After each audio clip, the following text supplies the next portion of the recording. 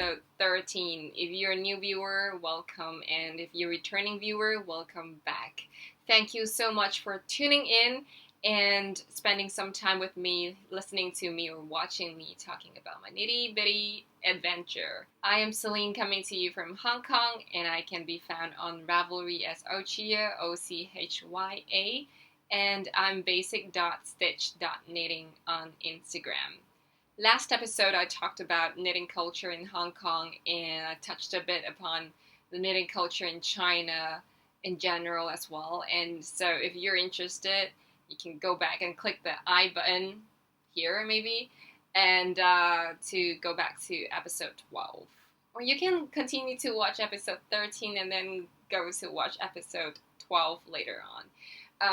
Because I assume if you're clicking into this video for the first time, or if you're a regular viewer even, I assume you're somebody who are more curious or open-minded towards other cultures. So if my assumption is correct, you will totally want to go back to episode 12 if you have missed that. I only make the assumption because apparently I'm more like a minority in the knitting podcast world, like de facto minority. So even though when I do this, when I record this, when I talk about my knitting experience, I don't really think the experience would be any different from, say, like knitters from the States or from England, except that, they might have more access to local yarn store and stuff like that.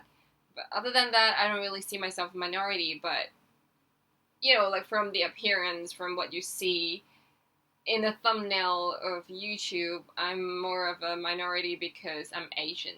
So enough of that. If you're interested, go back to episode 12. And if you're not, well, we'll just continue and talk about episode 13. Speaking of which, episode number 13 is actually not an unlucky number in Chinese culture. I know in a lot of culture, 13 is like the unlucky number, but 13 in Cantonese sounds like it's sapsam, and it sounds like satsang, which means it surely will be alive and will be vibrant, vigorous, will be healthy, a lot of activities, like liveliness. So 13 is actually a good number. Meanwhile, number 14 is not, because sapsay, which sounds like satsay, means it will surely, like the sat is like surely, must, and say is die. So a lot of people, when they buy lottery, they will avoid number 4 or 14 or like 24, because 24 yi say means easy to die. So I'd like to start today's episode by talking about the Ravelry group for this podcast. There is a group in Ravelry, and if you're not there, if you're not a member of that group, you might want to search Basic Stitch Knitting Podcast. And if you're not interested, it's fine. But there are some threads that are ongoing in the podcast group, and the first one is called Come Say Hi, and then with a smiley. It's a thread for people to come and introduce yourself. So if you have not done so, and if you want to do it, I totally recommend you do it. If you share some story or you talk about where you're from a bit, usually it makes me remember you easier, and it's actually something to help myself, because when I talk to you, I kind of want to connect with you. I don't want to talk to just somebody, I want to, so you're from Tokyo, and, like, it actually definitely affects how, the context of our conversation. And there's a second thread, it's called Show Your Finished Objects, and just come and share your finished objects, post the pictures, and then, like there should be a link, like the picture should be linked to your project page so that we can have a look at the pattern of the project and the yarn you're using, to just serve as an inspiration for all of us in the group. Chatters are totally welcome in that group, and there are some very active members there already. And so thank you very much for your participation and contribution. And the third thread, I'm going to host my first KEL ever on this podcast, or in this knitting world, actually. I've never hosted any KEL before, and it's going to be a color work KEL. So first of all, The cast on time is the 1st of September 2017. It's gonna be a long knit along because I knit very slowly. So if you knit quickly and if you want to knit several color work projects, it's totally fine because you can enter into the knit along multiple times within the time period.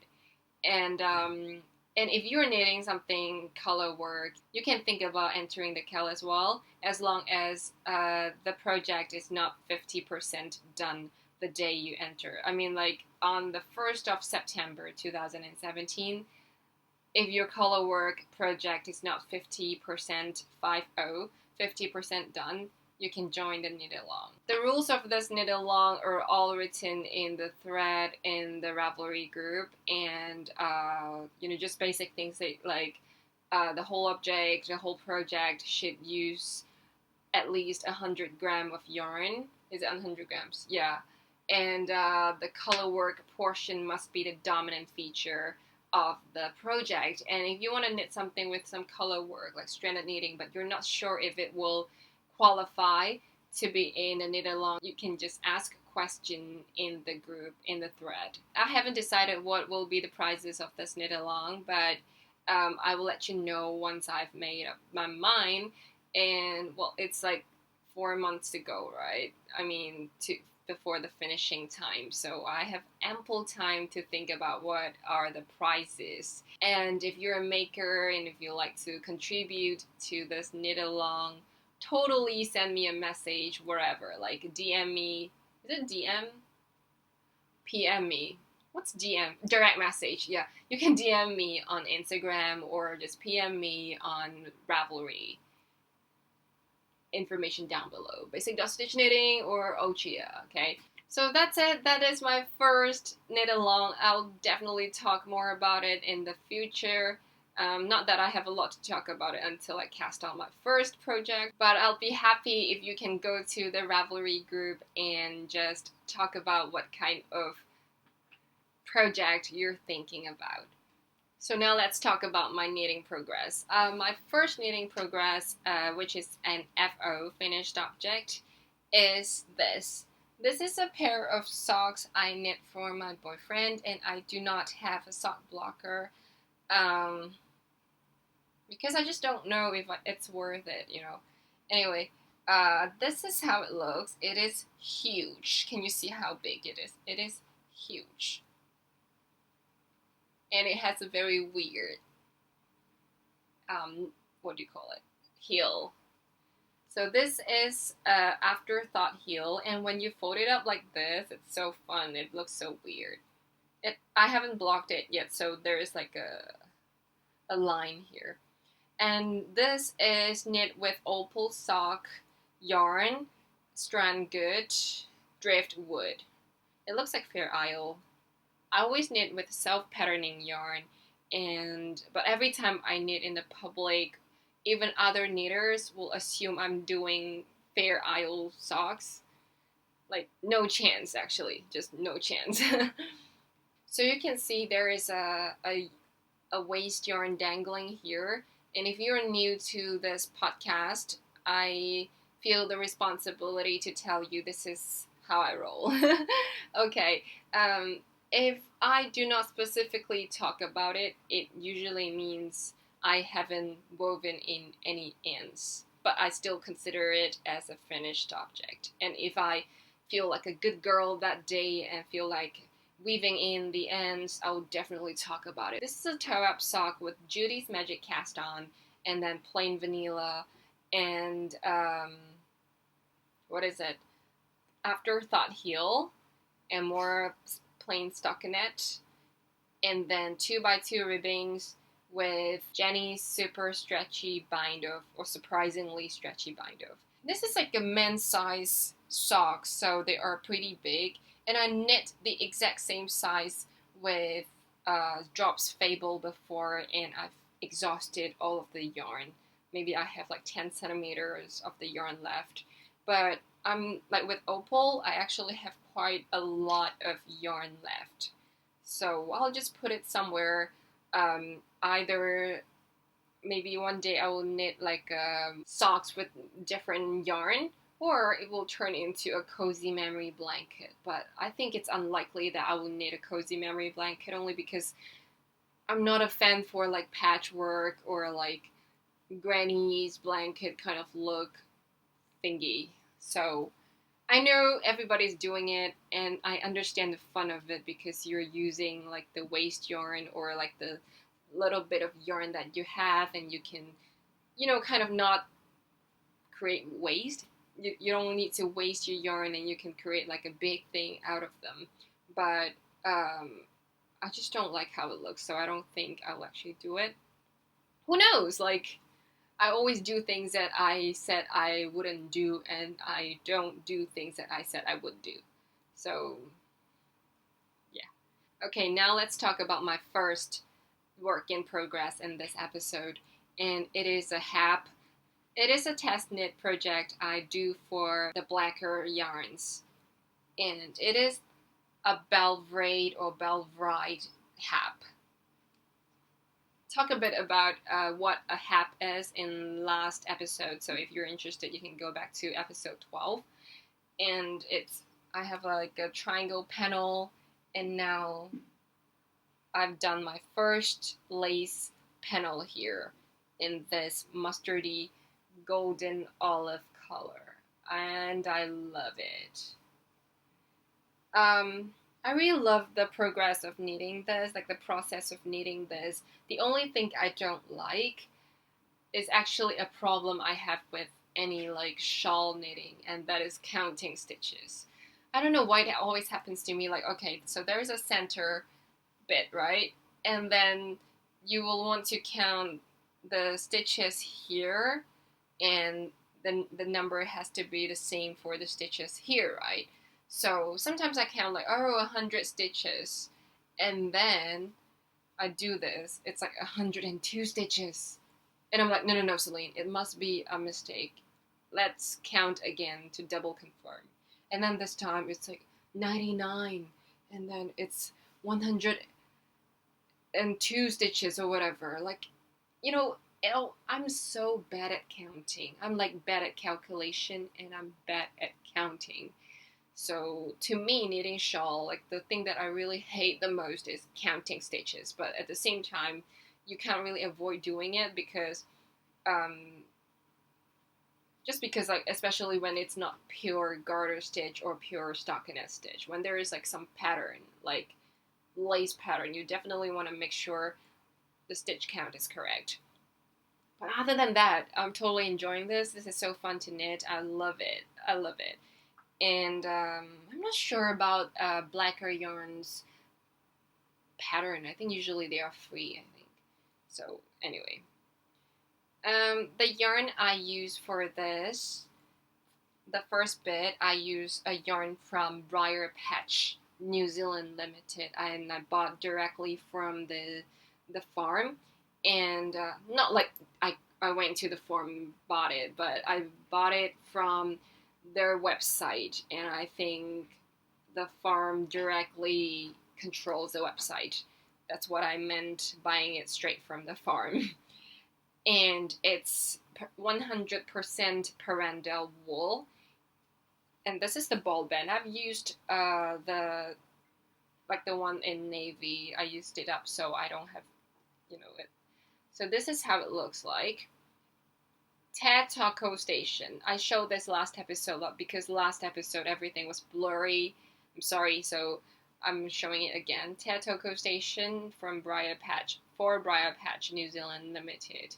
And it says it is, I think it says something here. Oh, it says it's shrink resist treated. And I sent them an email and asked how did you do it, because it looks very rustic and kind of sticky with some stray hair.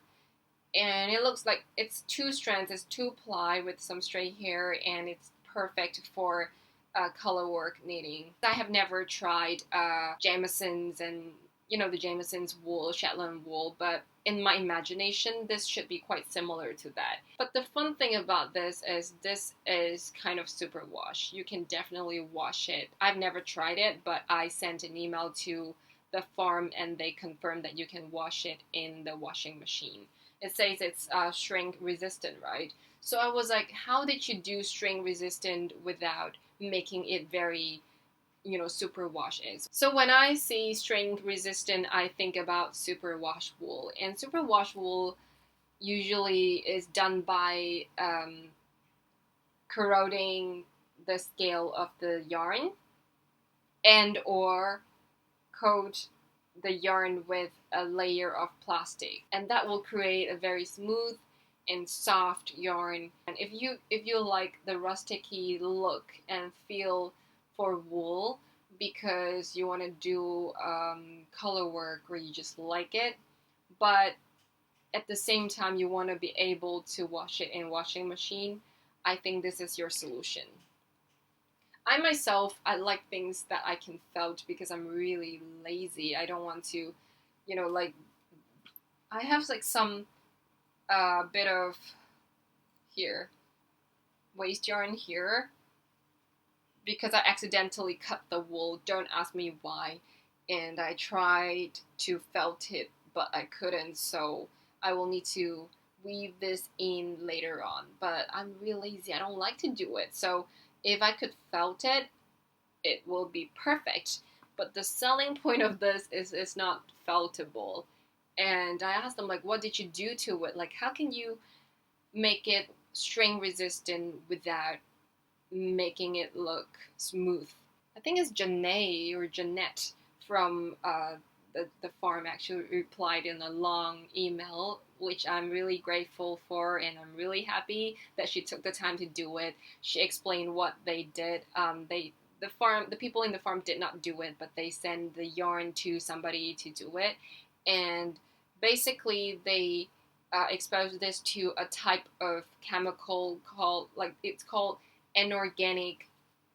Oh, I have the email. The Paren del Wool was string resist treated using an inorganic oxidizing agent called Protolin 368. And I asked her what's Protolin 368 because when I Google it, I couldn't find any information about it. And she sent me like a PDF with the particulars of Protolin 368 sent to her by the chemist, which is really helpful. I mean, like, I still don't understand what it is, but at least the farm tries to be really transparent whenever you ask for information.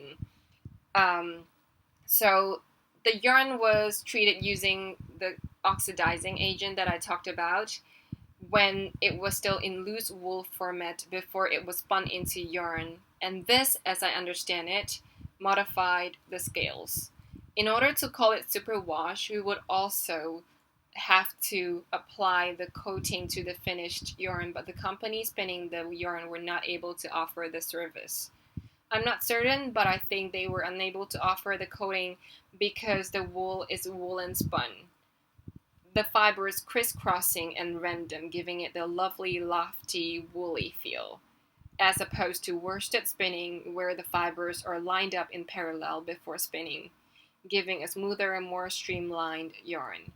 So the wool will definitely not felt when machine washed, and while it's not certified to be, it stands up to be machine dried. I think that sounds pretty awesome. The website said it's treated in a way that's environmental friendly, but she couldn't really answer at this point why, but they put up the claim that it's environmentally treated because the chemist or the company who did the processing for them have explained to them how it is environmental friendly. It's in one of the emails, and it will take time for her to look for the email, and they are now very busy. So, but I'll just say I feel like they are a very honest company, and they can back up their claim when asked to do so. So if you're interested, I will have the link in the show notes, and they have 12 colors. I just happened to choose like 4 colors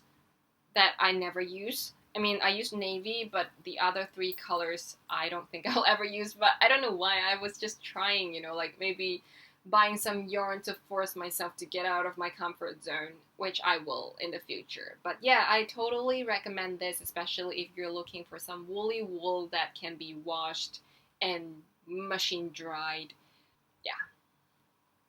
So after I finished my first bowl of Tote briar patch yarn, I continued to knit with Cascade 220 in the navy. The the colorway is called In the Navy. And I really love it because it's feltable. So when I make stupid mistake like cutting the yarn when I don't need to, I can just felt them back together. And then this is Golden Olive by Cascade 220 as well. In the next panel, I'm going to use a white color or natural undyed color from Cascade 220. When I was knitting this, I actually knew I will not have enough yarn like for the whole thing. So I will need to use different yarn like the Tote briar patch yarn and also the Cascade 220 for the navy part. And I thought, well, it will be fine. I mean, it's supposed to be both navy or midnight bluish color, but they still look different, right? But I thought it will be fine if I kind of like alternate it at the end, like here. I'm not sure if you can see it in the camera, but there are definitely like two different colors. This is more midnight blue and this is darker like navy. And I thought, well, I can just alternate it and it will look good. But later on when I'm doing it, I was like, why did if I knew I would alternate the yarn, why did I not alternate this whole thing from beginning to the end? Like, why? I do not know. But anyway, I don't really care. It's fine. It's fine. Like, if I can't see it very clearly without... I know I've used two different yarns, so it's very apparent to me, but if I'm just wearing it somewhere in the office, I don't think anybody would notice it. And if they do, so what? I would just say, it's a style, I did it intentionally. So yeah, there it goes. And I put my project in this. This is a tote bag I got for free when I was learning to meditate in Nepal. And it says, joy of living, life is. I think it means life is joy of living. I never really think about it, but I really love it because it's like a very sturdy and it's huge and it's above all free. So yeah, I kind of have this policy of not buying tote bag, like not spending money on tote bag because it's something that I can get free most of the time, so I don't really buy it. Yeah. Actually, when I travel, like say for example when I travel in Southeast Asia where the dress code is more like chill out or laid back, I use tote bag, this one, because it's very, very voluminous and sturdy. My second work in progress is my tank top. It's called Tulip Tank, and I put it all in here. This is not a project page. I mean, this is not a project bag, but I used it as a project bag. And I don't think I've knit too much of it.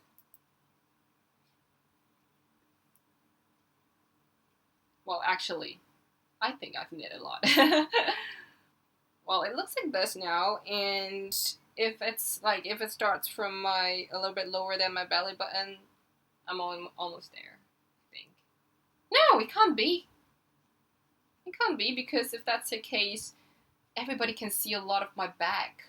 And I'm not feeling entirely okay about that. Not sure. Like this? I don't know. It does look very weird. It looks very airy and see-through-ish, but I heard that when you wash linen, it will kind of bloom a little bit, so it should be fine. And I'm still doing short row, but I'm almost done. I think. I only have like this much to go for the short row. I don't know, I kind of feel like this might turn out to be too big, and if it's the case, then it would just be big, or I can give it to my mom. So that's it. Nothing really special to talk about it. It is Tulip Tank by Pearl Soho. It's a free pattern and I knit with an unknown linen yarn that I bought in Hong Kong. And that's it for the knitting progress in this episode. I really would like to show you the third knitting progress, like the work in progress, but I have not even cast it on yet. And it is Kay Jones' new pattern called Longbourn Shawl. I talked about it in the last episode. I thought I would totally cast it on by now, but I didn't because I really don't have a lot of time to knit, and I feel obligated to focus more on the Belgrade hat because it's a test knit object. But I've definitely chosen the yarn that will go into the Longbourn shawl. Ta-da! Look at it, how beautiful it is. And I'm not sure, I mean, this is like black and white, so I'm not sure if you can see how beautiful it is. For the first part here, there's like a, what do you call it? A panel? I think there's a name for it, let me see. Applied border, like a border. So for the border, I haven't really decided the color yet. But for this part, I'm going to use this. And this, look at it. I'm not sure how it will look in the camera, whether it will turn out. But it has some pink and a little bit of brown and mauvey pink in the skein of yarn. And it looks beautiful. And the reason why I want to use this yarn is because it's Longbourn, and then when Kay designed this, she had in mind the walks done by Lizzie and Mr. Darcy, and you know, there's some dragonfly, and I feel like it's very romantic, and which will calls for pink, and a little bit of like the brown and mauve will reminds me of the nature as well. So yeah, but I haven't really decided the border, the applied border yet. So anyway, I'll definitely cast this on within this week. That's it for knitting progress, and next I'm going to talk about stash enhancements. It's not gonna be crazy, I don't think. And I know people nowadays, I know a lot of podcasters, when they do stash enhancement, they probably feel guilty about it, and they do a lot of like disclaimer, like, I know people don't like it, I know you may not like it, if you don't like it, you can just jump. I can see like a fleece flying, you know, like circulating, almost like it has a will of its own, but it's only because there's a fan there, and then it's, I don't know how the current works, but yeah. You know, people are saying like, if you don't like it, you can skip this part or whatever, but I don't really feel guilty about it because I'm not crazy, really. I don't think I buy too much yarn. I mean, I just really want to show them to you because I'm not like showing off, and I don't do this every single episode, I don't think. Or it's not like, oh, I got this is given by somebody. I bought them all by myself, and I really love them, and if I don't like them, I talk about it. I mean, I just like to talk about it, okay? So, but if you really don't like it, you can really skip it, or you can even tell me that there's too much of it, so totally let me know. So the first acquisition I'd like to show is something that I have shown you on Instagram, but I didn't really open it up because I want to open it up in front of you. So, and that is, ta-da! My first ever sock blank, and it is by Joyance Fiber Arts. Can you see how pretty it is? It is called Pineapple Frenzy, Bloody Mary. I think the pattern is called Pineapple Frenzy, but Valerie, the dyer behind this, does different colorways, and this is called Bloody Mary. It's 425 meter, 75% superwash merino, and 25% nylon. I'm going to open it for the first time. I'm so excited. But before that, let me show you what she got for us. Like in the package, I'm not going to describe everything, every single bit of the packaging, because I will want to reserve the surprise for yourself if you buy it from her. And this is like the card that goes with it. and behind it says, "Dear Celine, thank you for your order, enjoy," and then it says Chinese Tote because Valerie is from Hong Kong, but she's now living in Amsterdam for like, I think at least 2 years already. So yes, and then there is like a sheepy stitch marker, and I really love it. I didn't expect this, and I'm really happy about it, because if there's anything that I like and I enjoy using a lot but never really go out and buy it for myself, it's stitch marker. So I definitely need more of these, and they're so cute and so useful, but it's just really something that I won't go and like look for stitch markers. See what I mean? Many years ago, when I watched a video, I'm a girl, but I still do not know what a girl wants. So during like Christmas, when I had to buy Christmas present for people, I watched this YouTube video on like, gift recommendation. And one of the videos said, which I find very useful, it's like when you buy things for a woman, you might want to buy things that are generally enjoyed but feel luxurious. It's affordable, but people usually don't buy it for themselves. And usually that's like things that smell nice, like body wash or candles and creams and stuff like that. That smells really nice but a little bit luxurious. You would buy it for somebody, but you never really go and buy it for yourself because you don't feel like doing it for yourself. I mean, of course, if you're the kind of person who'd be like, pamper yourself, treat yourself totally. But that really resonates with me, because I'm exactly the kind of people who feel like, oh, like really nice body wash. Yeah, nice to have, but I really don't really buy it for myself. Those are really good gifts idea. And for me, stitch marker is the equivalent to those fragrant products. There is also a business card for, I don't know where the focus point is, and it's called, I hope it shows well. I'm going to do like different length, different distance, so that at some point it shows. I think it shows here. So it's Joyance Fiber Art, and at the back there's some information. So anyway, if you're interested, totally go check out Valerie's Instagram, Joyance Fiber Art. Everything in the show notes, in the Ravelry group. I'm going to open it now. I must say this is like one of the most expensive things I ever bought when it comes to yarn, but I really want to support her business. And then I've seen her like dyeing this before she started her business, and I was like, oh, that looks so beautiful. I'm so happy. And it smells nice. It smells like it's so...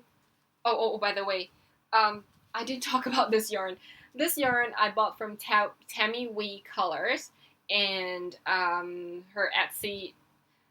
I will put the link to her Etsy shop in the show notes.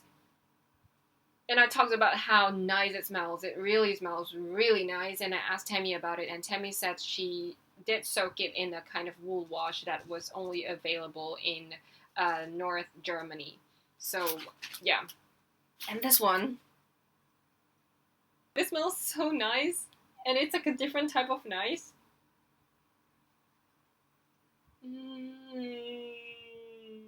I want to shower in this. It's like a good shower gel kind of fragrance, like scent.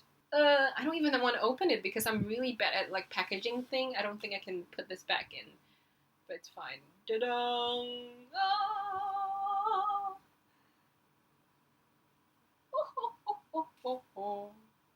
Oh, did I do it upside down?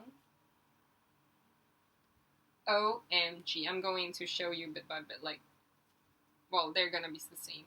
So there's the pineapple with black and yellow and green, and then like some hot pink and some like more like orange here. Dun, dun, dun, dun. So it repeats and repeats and repeats and repeats and repeats. Ooh la la.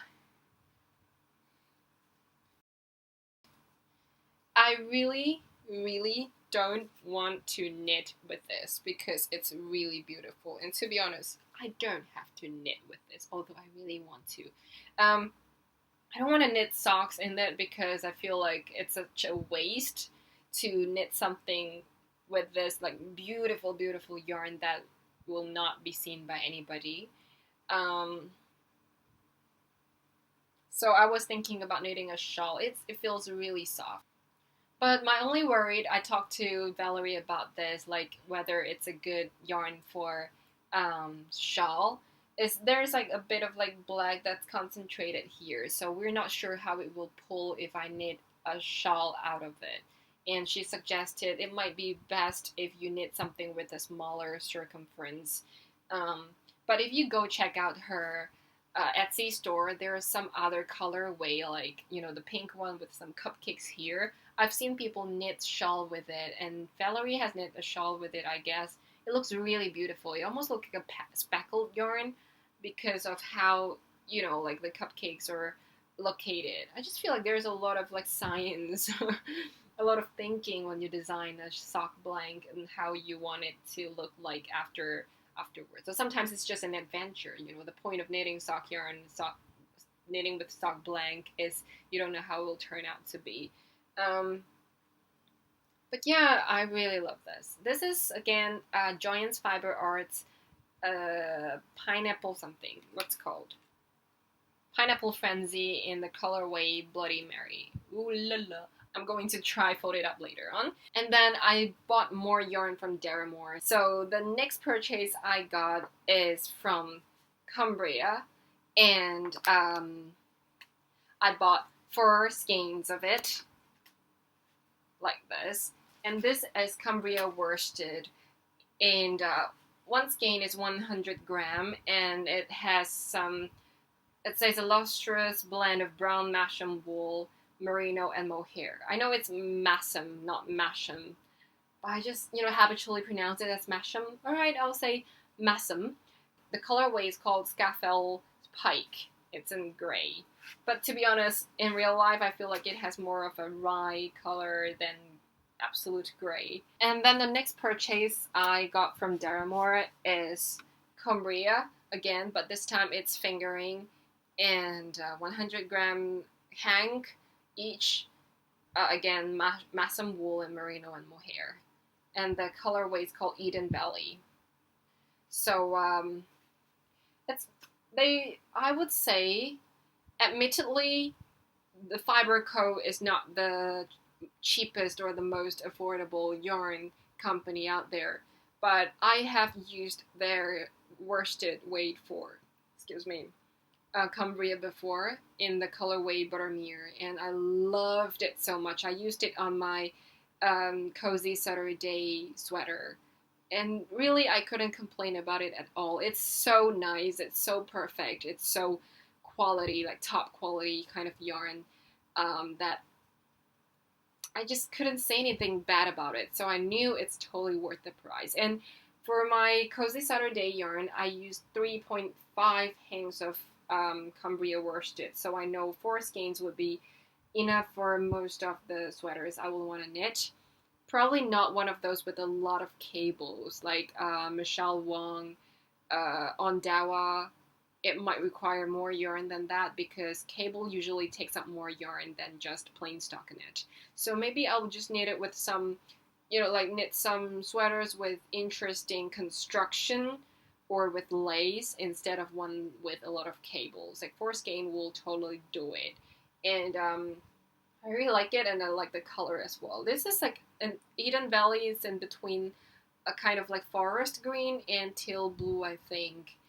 So definitely love it. And I don't feel guilty about buying so much of a sweater quantity yarn because this is not an impulsive buy. I was thinking about buying it. I put it in my shopping cart, and for the gray one, it has been out of stock for the longest time. So I just typed my email in Deramore and have them notify me whenever it's available again. So I just received the email and say like, hey, Scaffold Pike is available and they're doing 30% sale. I'm like, yeah, totally. It's not impulsive buy. I have planned this all along. Okay, so with the sale, I also bought this. It's vivacious. I think it's vivacious for apply from Fibre Bates, and it's 100% superwash merino, and the colorway is Sunshine 604. And look at that! It is a very, very beautiful yellow, warm yellow, with a bit of like tonal effect, I think, which I really like. This is the first time I bought Vivacious for apply from Fibre Bates. The other time I bought like a from Fibre Bates, I bought one with a little bit of silk. I don't remember what it's called, scrumptious or whatever. And I made a joke about it looking like what emperor in ancient China would wear, and I still stick to that joke. It looks like what emperor would wear. But this doesn't look like that because it doesn't have silk. I'm not the biggest fan of silky look, I think. So yes, not sure what I'll knit this in, but I really love the color. And then, and this one, I bought this. Knit Pro Symphony. This is like wooden circular needles. I just bought one, and this is 4mm, and it has some. Yeah, it's written here 4mm. I'm not sure if you can see. It's here, but apparently it's something that can be easily rubbed off. It's not like engraved or whatever. So it looks beautiful. I mean, I don't really care about the color, but it looks beautiful. And the cable is kind of thick and sturdy, but I feel like although it's sturdy, it doesn't have a lot of memory, which is good, I think. I only buy it because the other day when I went to a knit night in Hong Kong, of course in Hong Kong, a friend of mine was knitting with Symphony, or Dreams, she called. And it feels so nice, and everybody talks about how nice it feels, like it's warm and it's not very pointy, but it's smooth. So I was curious, and Jarmores was doing sales, so I just bought myself a pair of this. How many centimeters? It's 80 centimeters. It doesn't say like the inches here. I guess it's because it's English. Because if it's American, it will definitely use like the inch system. So Symphony is the British version of this, and the American version is called Dreams. I don't know. Let me know. But yeah, I'm interested in using this. 4mm is one of the most used size of needles for me, other than 2.5 when I knit socks. So, and the last thing I bought. Dun, dun, dun, dun. Interchangeable needles. This is the first set of interchangeable needles I've ever had. I always thought I will not buy interchangeable needles because I feel like I love the regular ones. I like the individual ones are good enough, and I don't need to deal with a lot of things that people criticize interchangeable needles for. For example, the joint between the needles and the cable and stuff like that, or like they untwist and fall apart, that kind of problem. But I gave in and I bought my first. I did actually quite a lot of research, like I read a lot of reviews and I chose Hiyahiya because I don't think there are a lot of bad things about it. Like, it doesn't really fall apart. Like, the cable and needles don't fall apart, and a lot of people love how sharp it is. This is Hiyahiya Sharp. They have Hiyahiya Regular. I'm not really the biggest fan for the Sharp because it's really sharp. Too pointy for me, but still I bought this instead of the regular one. I don't know why. And then this is like a small set, so the needles come from 275 to 5mm. And also, it is at a very, very attractive price point because people talked about Eddie, like a lot of people love the Eddie ones as well, the interchangeable, but it's really expensive, I heard. And Signature, totally out of the question. Xiaogu, I think is more expensive than this, but people love Xiaogu too. but I just chose this as my first set. And let's talk about the packaging first. I know a lot of people like it because it's like, you know, sophisticated or whatever, but for me, when I saw it, I was like cringe at it because this kind of blue, this shade of blue, and the kind of like motif here just reminds me of a lot of, you know, when you go to a souvenir shop in Hong Kong or in China, it's like the kind of look that people sell. I mean, to me, it's not exactly very Chinese, but then it's like the very stereotypical Chinese for a tourist. So, especially the color. So, to me, I'm like, oh yeah. But it's fine. And I open it, there's no needles, and I was like, what? So, there is this. Ta-da! 1, 2, 3, 4. 1, 2, 3, 4, 5, 6. 6 pairs here because I am using the biggest one, like the 5mm, on the Velvet Hap I showed you just now. I'm trying it out already. So when I saw it, I was like, yeah, nice. There is a zip here. So I thought, well, okay. The cable must be there. And what's in there is this. And also in the same package, there is this thingy. And this is supposed to be the thing that you, when I saw it, I mean, I saw a lot of people using Hiyahiya and like on their podcast or video on before. But still, when I saw it, I was like, what is it for? Because I can just twist the needle without using it, and it doesn't lock things or whatever.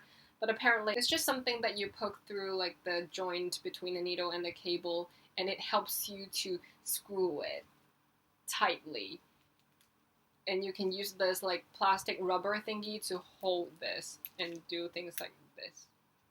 To me, it's not entirely necessary, but people do say if you don't do it, it might come unscrewed. But so far, it's fine for me, so I didn't actually use it.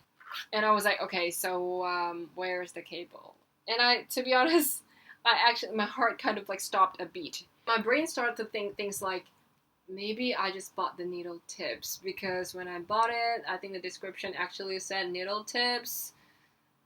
You know, so I was like, oh my god, did I buy like a set of things without the cable, and that I have to buy the cable separately? And those of you who have Hiyahiya, which is like a lot of you, I guess, also, of course, you know, it's here. There's another like space here, and all the cables are here. And this is the Hiyahiya cables that I'm used to, like with this light blue and very, very flexible. And it comes in 18 inches to 24 inches, 26 inches, and then 34, and then the biggest one is 42. I don't know what is this for though, with the needles. For hat? I'm not sure. I'm really happy, and I like how it's like very compact and with like different places for things. It's a really good design, I think. And I find it funny because Hiyahiya is, as well as CHYAH, they are kind of China brand, you know, especially for CHYAH, because CHYAH is in Chinese like 巧固, but they are not accessible in China. They're not sold in China, I don't think. So, yeah, really happy. So that's it for my acquisition for this episode. I'm not sure if it's overwhelming to you or underwhelming, or if you don't care, or if you actually share my excitement for all of these things. So it's almost the end of this episode, but before that, I'd like to share something that I've been reading recently, and it's called The Happiness Project by Gretchen Rubin. I really don't know how to pronounce her name. Gretchen? Anyway, so it is a book for a long time. I mean, like, I'm pretty sure you've heard about it. It's like #1 whatever everywhere. And I got this for free from my friend because she's moving to Washington, D.C. for 2 years to study in Johns Hopkins. Oh my god, that's super freaking cool. So she posted the books that she had at home, and she didn't want to move it to Washington. So she asked us, like, if you would like it, just comment down below and we'll arrange a time and I'll give it to you for free. So I got this one and another book that I put in my office. and I start to read this. And this is how I read. I mean, just put tags on, I've not, and then also like some of my bookmarks. And this is my bookmarks. Yogi tea, woman's raspberry leaf. I drink this a lot. And I think there's another bookmark. Or did I throw? Oh, another bookmark that I'm using is another yogi tea. But for some reason, the packaging looks different from the yogi tea I showed to you just now. I guess it's because this is sold in the UK, and this one is sold in the States.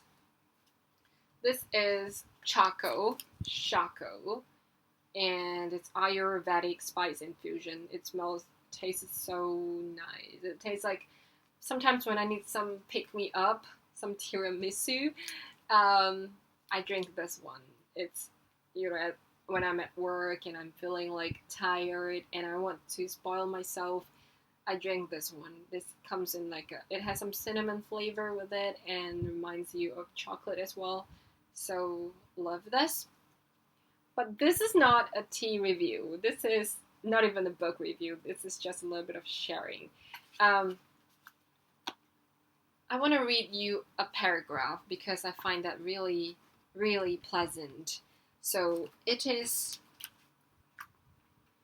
if you're interested, I can review this book after I read more of it. I'm just in my 3rd chapter right now, so let me know if you're interested. And it's about scented candles. I really want to put some scented candles, and I want to record this video somewhere else so I can put the candles at the back. It just create that really nice atmosphere, but it's really too hot now in Hong Kong. I know some of you are now wearing sweaters, but it's really hot in Hong Kong. I couldn't do it. So yeah, I'll just read it to you. I found a small way to make my office more pleasant. At a party at someone's house, I smelled a scent so lovely that I walked around the room sniffing until I found the source, a Jo Malone orange blossom candle. Although I never buy this sort of thing, when I got home, I went straight to the computer and ordered one for myself, and I started the habit of burning it in my office. Though I sometimes mocked the scented candle pushing brand of happiness building, I discovered that there's something nice about working in an office with a candle burning. And the next sentence is what I really like. It's like seeing snow falling outside the window, or having a dog snoozing on the carpet beside you. It's a kind of silent presence in the room and very pleasant. I actually don't know why she had to read and very pleasant, because without and very pleasant, the sentence was complete and actually sounded better. Like, it's a kind of silent presence in the room. Full stop. Anyway, I really like it, and I hope you enjoy the paragraph I just read it to you. So that's it for today, and I hope you another 2 weeks of happy knitting, and hope to see you again 2 weeks later. Bye bye!